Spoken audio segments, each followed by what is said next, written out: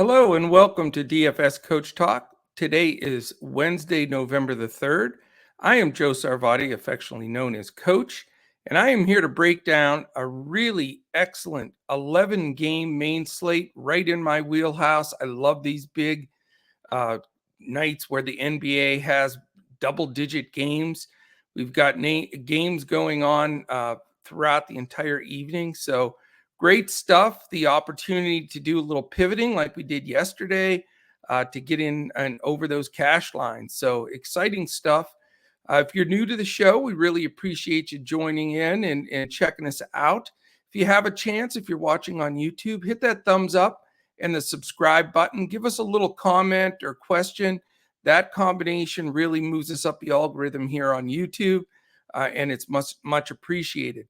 Also, up in that top corner there, hit the little alarm bell so when you know when all of our podcasts post, which we're currently doing 11 podcasts per week in our main sports with baseball ending. Congratulations to the Braves and all the Atlanta Braves fans out there. It's been quite a long wait since '99, so happy to see them get a chance to take it down. And you know, we'll be doing golf, which we have one coming out later this afternoon. And then, of course, everyday NBA podcast, and 3 days a week, we're hitting all the different NFL combinations of Sunday games and the primetime slate, etc. So we would love to have you. If you're listening to us on audio podcast, also take a second where everywhere podcasts can be heard, hit that 5-star, give us a rating and review. And that, again, is much appreciated. And it also gets you into a contest for a free 5-day membership at Coach Talk that is drawn at the end of each month. Okay, let's dive into this sucker. I mean, we're going to go after it. On yesterday's podcast, if you tuned in, Andrew and I only had a 5-game slate. So I was able to do something that I really, really enjoy. And I do that whether it's on the podcast or not. So I did most of that prior to this. So I'll share some of how that information was baked into what I'm recommending and what I go over here. But it's really starting to look at some of the season stats. And I know it's a small sample size. People think, you can't tell much from 6, 7, 8 games, whatever. And I agree. I mean, you need a good, to me, 20, 25 games until you get a truer picture, at least, of the statistics. But what you can do is you can get an edge, and we've used that already in the last couple of days of the trends that are happening with teams. Where's the usage going? What do the rotations look like? So we're really diving strong into usage and what the type of coaches, the new coaches are doing with their rotations. We have 6 new NBA coaches. And there's a lot of teams that only have 1 or 2 starters back from their starting group. So, there's a lot that optimizers can't really spit out right now just yet because they're not looking at a proper weighing of the new situation for these teams. So we're going to keep breaking them down, looking them up, and baking them into all that we're providing for you. And if you're new to DFS Coach Talk, as far as our memberships go, and you haven't joined us before, we provide, in the NBA, obviously you're interested, and that's why you're listening here, but we do provide a coach's clipboard that will give you a group of highlighted players for your core, and then several other players that we're suggesting that you look at to fill in the rest of your roster. And we do give you full lineups for FanDuel and Yahoo, both cash/hybrid, which means we're playing them in the double ups, 50/50s, and single entry GPPs. And then we'll also give you a GPP lineup to play in the multi-entry contests. But again, we're looking to build bankroll, so we want to play the right contests. Jump in, have a one-on-one with me. We'll go over contest selection, bankroll management, hand building these lineups, because we really believe most of you out there that are listening are like us here at Coach Talk. We're looking to hand build a lineup or two, get in there, get in the right contests, and build a bankroll. Not everybody has the capacity to mass enter 150 lineups in tons of contests. Now, if you have 10, 15,000 a night, you can, really spread out and do that on all the sites. More power to you. But I think that is less than right around 1% maybe at top. So I'm speaking to the other 99%, as we do here at Coach Talk, that we want to take our bankroll. If it's $100, we want to build that sucker up so that we can really start sustaining growth in DFS with our bankroll and not having to reload. Here we go, guys and gals. We definitely are going after this. And here's a weird stat I'm going to give you. There's 11 games on the slate today. Would you believe me if I told you only one of those 11 are north of a 220 total? I love it. I mean, this is wild. If you remember in past years when they had, before they changed these rules with offensive players get every call, whether a guy sneezes on him or if the guy dives into him, a la James Harden, Trae Young, Luka Doncic. I mean, they're not getting these calls anymore, and they are starting to play to it. And what's happened is scoring's down across the whole league, and the totals and the DFS points are down. So last year or the year before as well, we were having these 243 totals and all of that stuff, and it was taking 450 DFS points to take down a tournament. Plus, it's just not happening that way anymore. So again, tonight's a perfect example. We have one game over 220 on the total of all 11 games. So that's a good thing, though, because it keeps everybody in the bucket. People can't, just prepare shortly and go after the two games that are 238 and 242 and ignore all the 210 games and just they're good to go. Now you got to look at all of them because you're going to need one-offs from, even these lower total games, the 214s and the 216s, they still matter. So I'm excited about it. Anytime we have a large field, the slate is even, I like our chances because of the preparation and time and the statistical analysis we're doing to provide our members lineups. Also want to mention, if you're looking for some cool merch, I don't know if you can see that, I had to put the hoodie on today. It's like in the 40s here in Dallas and rainy. I don't know what's going on, but I don't like it. But I had to put the warmer deal on, but it did remind me to let you know, check out our Coach Talk store at dfscoachtalk.com. And we're also going to start giving away some merch to our members. We're going to do a contest this weekend, get some of these cool sweatshirts and stuff out to some of our wonderful members in Discord. So, all right, here we go. 7 p.m. Eastern, Portland Trailblazers, Cleveland Cavaliers.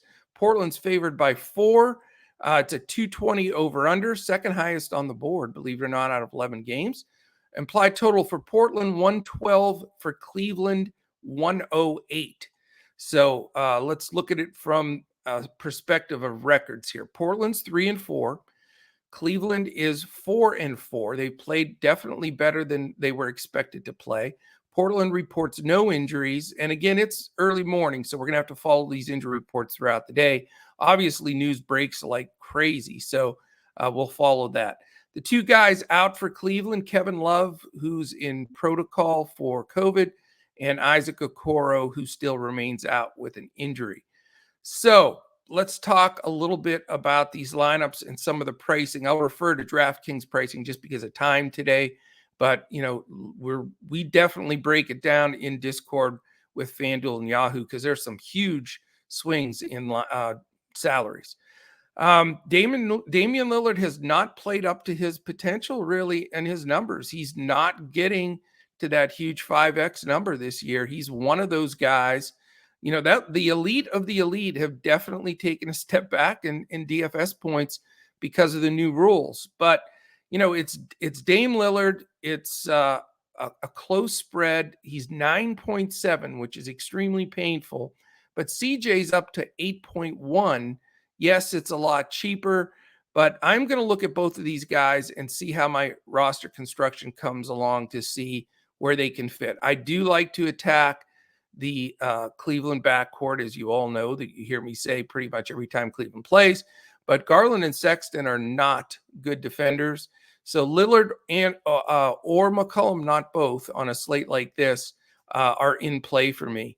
After that, you can look at Nurkic at 7.5, but he's getting a lot of they're playing Cody Zeller and they're moving him around, so he's not getting too many minutes. I think they're trying to extend him, so that he's more alive as the season gets on. Off the bench, Anthony Simons has been, excuse me, I got to take a sip of coffee. Anthony Simons has been very active off the bench. You can consider as your value play at 4K. But after that, I'm not going any deeper there. On the Cleveland side, I've been real impressed with Garland. He's surpassed Sexton in my book as far as just all around DFS efficient. He's 6.4, which is up from where he was. He's $100 more expensive than Sexton, but Lillard doesn't exactly play phenomenal defense either. So Garland becomes an option. Maybe Lillard Garland would be a nice way to start the slate with those two duking it out. Markkanen's been better, but Norman Powell's back. So that defense scares me a little bit on Markkanen. He has come through for me consistently. The prices on Mobley and Allen are up to where it just makes it a little bit difficult for me. Mobley's at 7K and Allen at 6.4. Both on any given night are definitely worth a random shot. Ricky Rubio's 5.5K, but has been super, super efficient, playing great ball off the bench for them. But a flyer GPP guy, I think, is the best bet there. All right, second game, 7 p.m., New York Knicks, Indiana Pacers. Indiana is favored by 1. They've been in tons of 1-point and overtime games already this season. The 218's the over-under, 108.5 for the Knicks, 109.5 for the Pacers. So this should be a pretty hotly contested game. As far as the records, Knicks come in at 5-2. The Pacers at a very disappointing 2-6. But remember, they've lost a lot of tight ones. They could easily be 4-4 without question. They've just been banged up with injuries. There's no question. Right now, for this game, an injury standpoint, Taj Gibson and Nerlens Noel, both questionable. So love to have that news, because if they're both out, Mitchell Robinson definitely becomes an in-play guy. On the Indiana side, the important news is Malcolm Brogdon. He's questionable. He missed the last game. Very interested to see if he comes in. Again, that shuffles the deck for Indiana now that LeVert's back and McConnell's been starting when Brogdon's out. Jackson, Lamb, and Warren remain out for the Pacers. So, again, as we say, Mitchell Robinson at 4.7, even though he has a tendency to get in foul trouble and you never know really what he's going to produce. But he should see extended minutes if the other two centers can't go. If either Taj or Noel play, then that pretty much takes it out of the ballpark for me. If all three play, then you wouldn't go there even in GPP because they're going to split time. Kemba's been respectable. I think that this matchup isn't the best for him, though. He's 5.9. Brogdon's a tough defender if he's back. McConnell's a scrappy defender if he's in there for him. After that, I guess you just always have to go right straight to Julius Randle. He's 9.4, which is a good, which is a fair number for the production that he puts up on any given night. But I don't know if I want to go there. I mean, I think having the double bigs with Indiana with Sabonis and Turner makes it a little bit tougher. Some of those residuals of, put back buckets and offensive rebounds lessen a little bit with those two bigs on the floor for Indiana. On the Indiana side, I do like Brogdon if he plays and he's not minutes restricted. That's news I have to get, because he's 8.9, because he's been injured. He's not going to get a lot of ownership, but I think he could tear up this backcourt of Walker and Rose and Fournier and these guys. His numbers have been great when he's played, but I need to read something that says he's playing and no restrictions. before I roster him at that price, but he could be a really sneaky buy at low ownership with that price. Duarte's done nothing but good stuff. He's 5.8. He continues to be an option. It's just with LeVert back, it definitely is going to zap a little bit of his output. LeVert's 7K.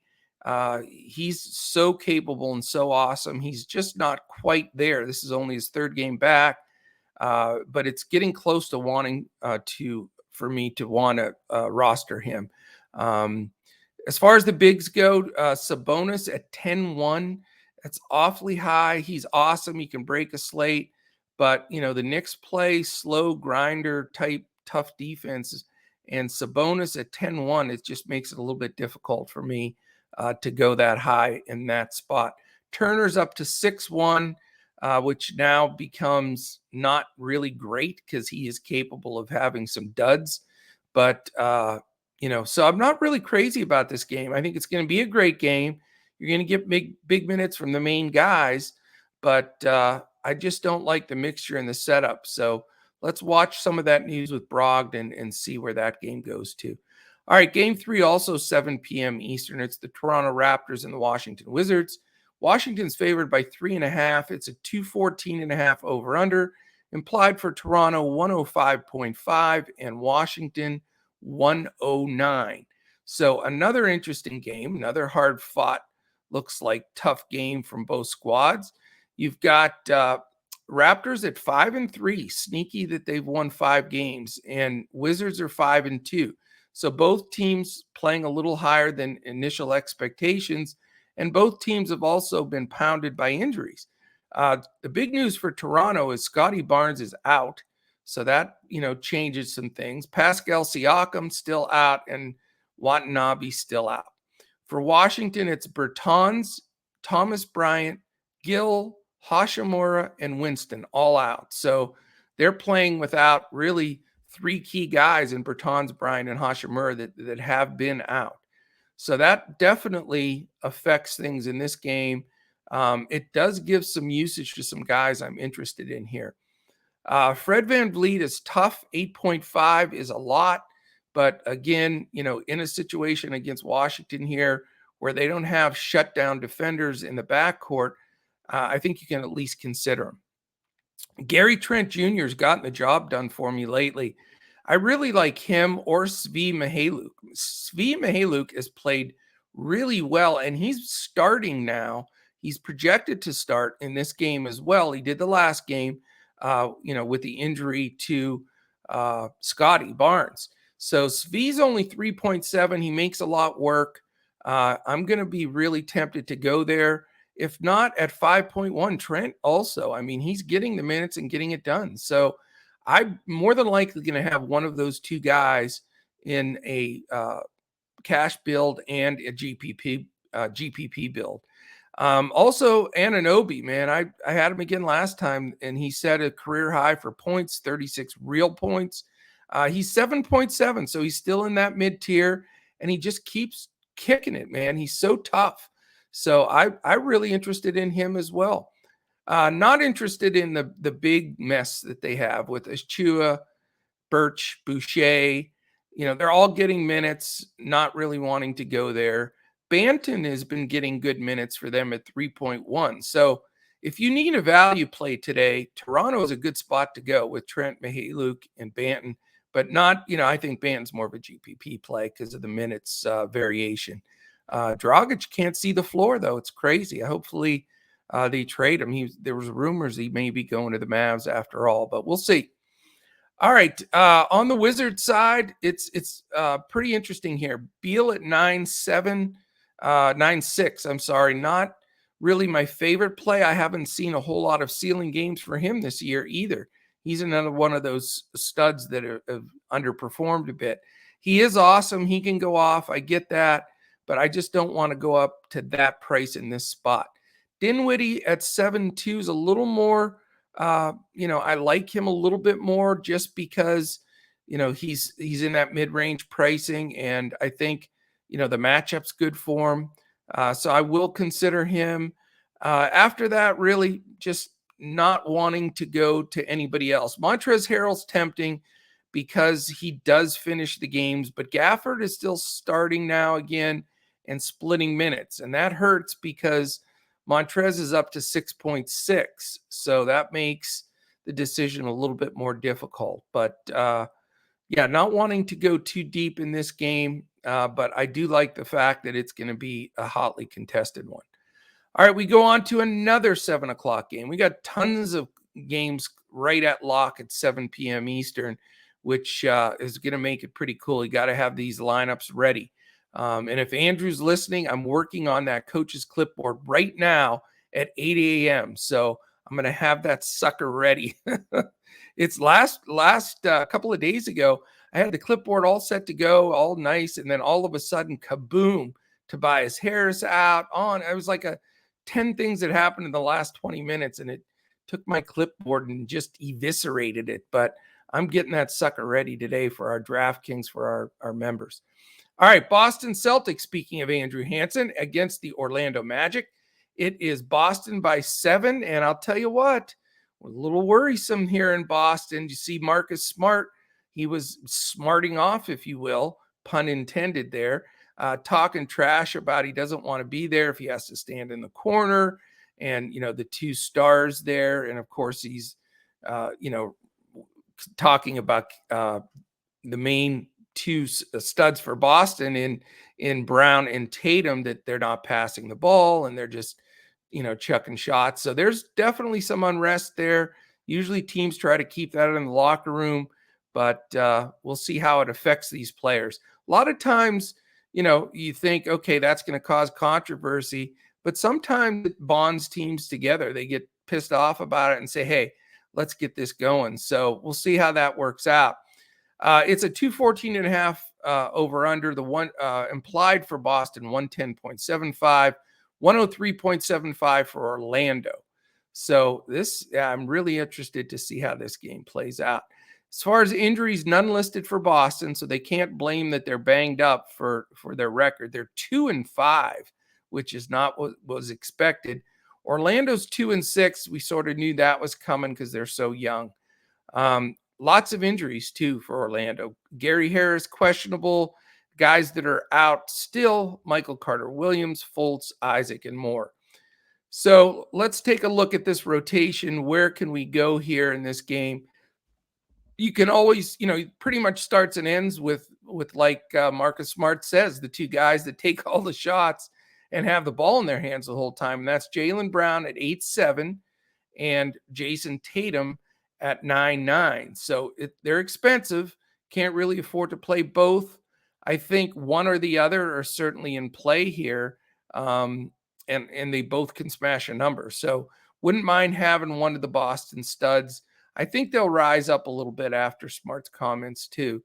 Al Horford's been nothing but good. I mean, the guy has a resurrected season here. He's a 6.9, which keeps him at the low end of that mid-level, and he just keeps playing minutes and keeps producing. So they're finishing games with him at center, and Robert Williams rides the bench. So, it eliminates the 5.9 Robert Williams to me. I don't want a guy that they're not going to play down the stretch, even though he can put some good numbers up in short stretches and he's pretty cheap.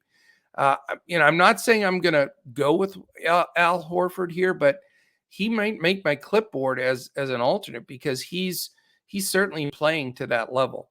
After that, really not interested in that bench. It's very deep and they do play a lot of guys. The guy that, I'm interested in him again, but if you've got a pissed off Marcus Smart and he's guarding Cole Anthony, that doesn't make me feel any better. The question is the coach going to be ticked off at Smart and not play him as much, or who knows? We need to, I'm going to be all over the beat writers for the Celtics, because if they're going to not play Smart as much, or he'll be somewhat disciplined within the team for spouting off. I love Cole Anthony at 7.6 mid-level. He's their leader right now completely. It's not even a question.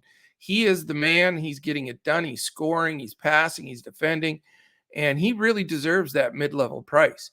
But if it's a Smart and Smart's going to start, it's a Smart night and he's mad, I'm probably going to fade Cole simply because of that reason, because he's such an adept defender. After that, you can talk about the two bigs because they're fairly priced. Wendell Carter Jr. just goes out every night and gets it done. He's sort of the young version of Al Horford, if you will. He's 6.1K and certainly playable. And Mo Bamba, who's going to have, big height advantage on Robert Williams, and he's 7.3. He's consistently gotten it done this year. So I do want some exposure to this game. I do want to see how some of that news plays out. And I think there are, a good one-off on each side here that can really help your team. All right, next game. It's another 7 o'clock Eastern game. That's the last one. So we've got so many games going off right at the buzzer here. It is Philadelphia by 2.5 over the Chicago Bulls. Totals 217.5. This should be a heck of a game. 107.5 implied for Chicago, 110 for Philadelphia. As far as injuries go, they don't have Joel Embiid listed on the injury report. So it looks like he will be back, and the fun we had with Drummond smashing the slate for us will be over. Injury-wise, Chicago, Kobe White, Patrick Williams out. For Philly, Green, Harris, Riller, and some guy by the name of Ben Simmons out. So the Bulls 6-1. Philly, even with the injuries and the distraction of Simmons, are 5-2. So that makes this a really intriguing game. Lonzo Ball at 7-4 has had some really big games. He can disappoint at that mid-level price. So, that's a big question there. I do respect Philly defense, so not jumping out of my seat for that one. Levine looked great in the last game. He's still playing with a bit of a thumb issue on his non-shooting hand, but that seems to have really settled down. He's 8-8, which is pretty expensive. DeRozan had a monster game for me last time I rostered him at 8-5. He's a stud as well. Javonte Green is a cheap option, 3.2 if you really need to go there. Same thing with Caruso at 4K. He does finish games. Vuk, who I normally look at, probably not going to go there at the 9-1 number because he has to fade Embiid defense. If the news changes or something pops on Embiid, then we'll look to see what that is.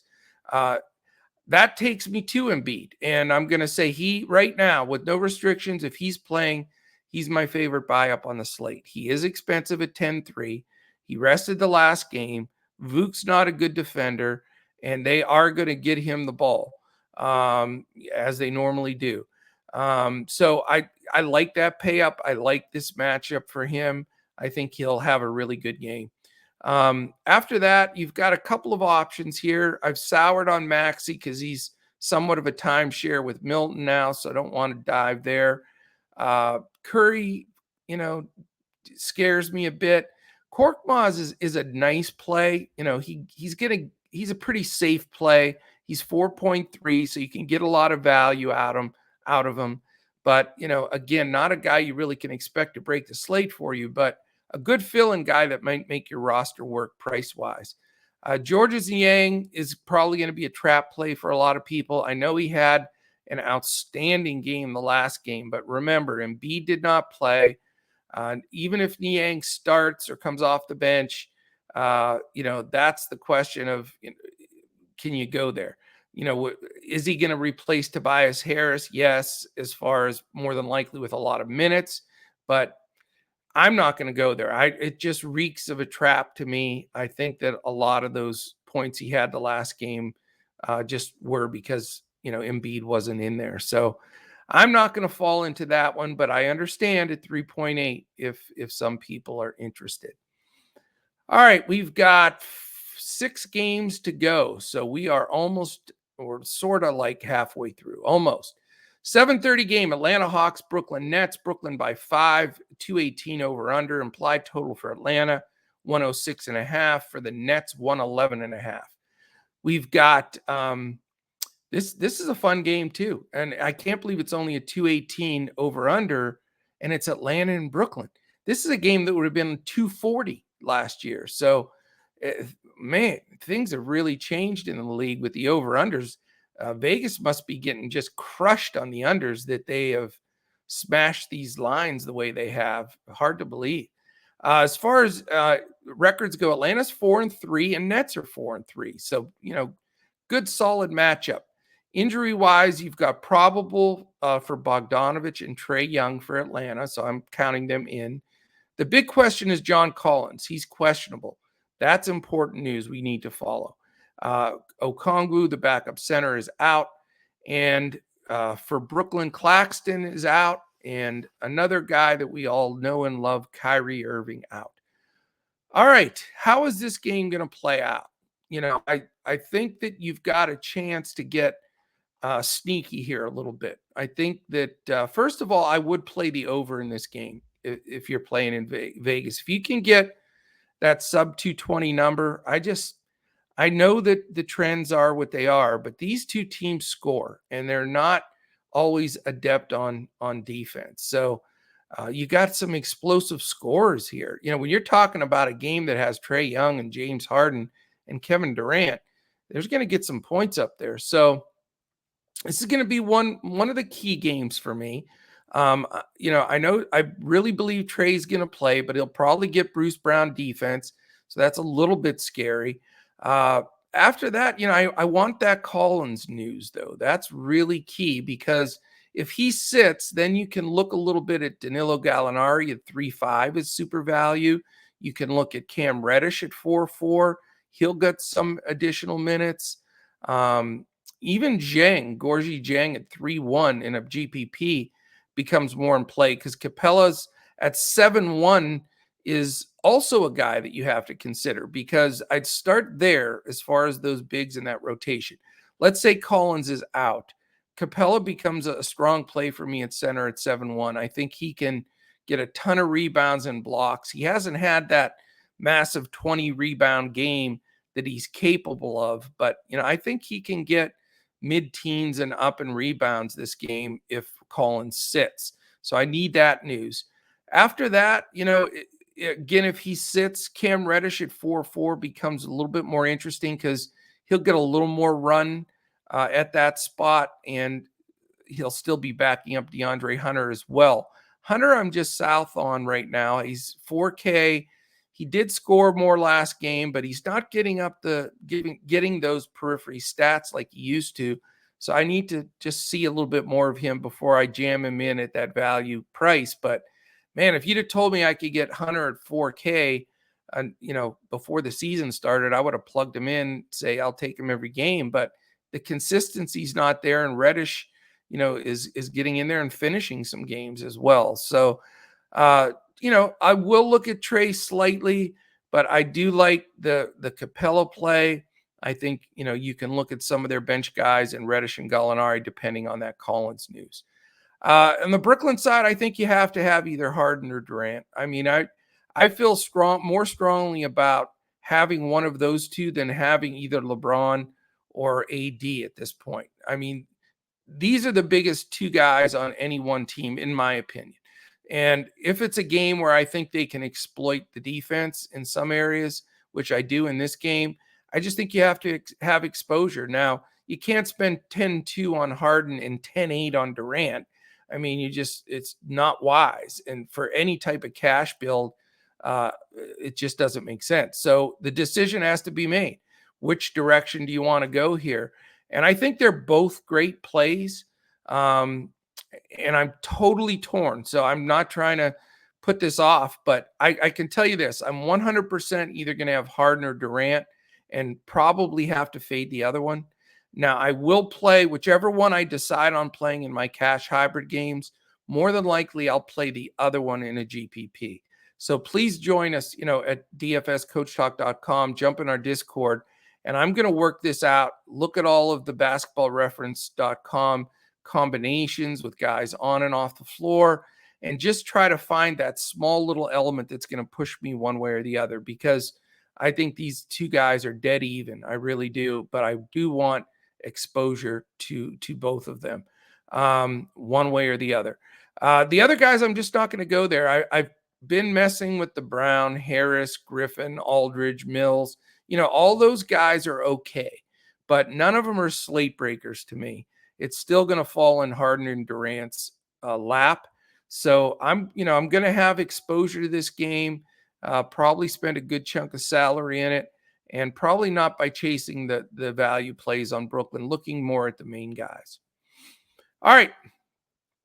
Before we jump into the last 5 games, real quickly, we would love to have you join us here at DFS Coach Talk. Go to dfscoachtalk.com. We have as little as a 3-day membership for $10, a 5-day membership for $19. You can sign up for several different memberships that we have there. We'd love to have you. If you have questions on them, you can email us, dfscoachtalk@gmail.com. You also can just tweet us a message. We're at DFS Coach Talk. I'm at Joe Sarvadi, JoeSarvadi. And just shoot us any messages or questions. We'll be happy to go over how those memberships work. The great thing about DFS Coach Talk is when you join, regardless if it's the NBA full season package, second half of NFL, 5-day pass, whatever it is, you get everything that we have. Once you're in Discord with us, you get all of our sports, all of our lineups, everything that we do, from our statistical analysis. We have a great partnership, if you will, with Pro Football Focus, very, very respected in the industry. We're putting all of their stats up.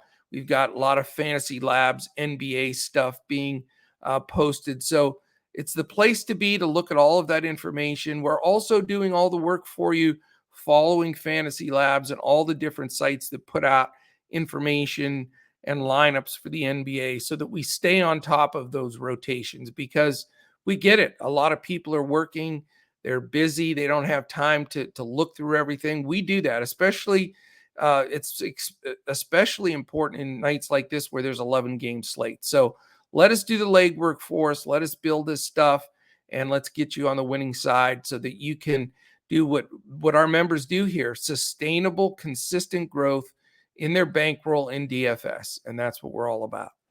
All right, let's dive in. 8:00 game. First one, LA Clippers, Minnesota Timberwolves. Minnesota by 1, 215.5 over under, 107.25 implied for the Clippers, 108.25 for the Minnesota Timberwolves. As far as injuries go in this game, out Ibaka, Kawhi Leonard, Marcus Morris, and Preston out. Minnesota, Beverly questionable, D'Angelo Russell out. So that changes a lot of things. And we need the news in this game. That's for darn sure.